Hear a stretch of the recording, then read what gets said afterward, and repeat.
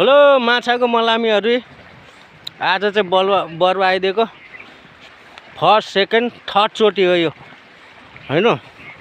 Third चोटि हाम्रो चमारे पुरै भतिज माछा पोली खानु भनेर हो कि त्यो माछा ठटाउनलाई हो। झ्याक्रा छोक्री सबै बोकेर आज हाई पनि गर्दैछ माटोले आज त हैन। हो यस्तो छ। अनि यता भान्जा हाम्रो भदै त्यहाँदेखि लहर चाहिँ उतासम्म छ है। यस्तो छ चाहिँ लहर हो। टाँटी हो टाँटी भर्खर भात खायौँ।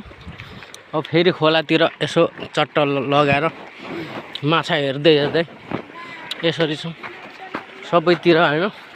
माछा मारिँदैछ आज बरुवा थर्ड चोटि। के छ बधाई दामी छ नि हैन। माछा अब पकाएर खानु पाइएन आज। आज चाहिँ बेलुका घरतिरै हुन्छ। अनि चट्ट लारै यस्तो छ।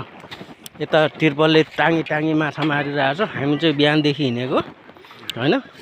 यो आज अन्तिम दिन काम नगर्नु गएको दिन पनि यसरी माछा मार्न आइएको छ।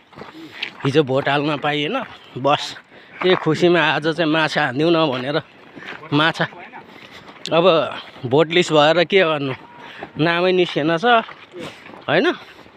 अनि आज त्यही झ्वाकले माछा खाइदिउँ न त बरुवाको हैन।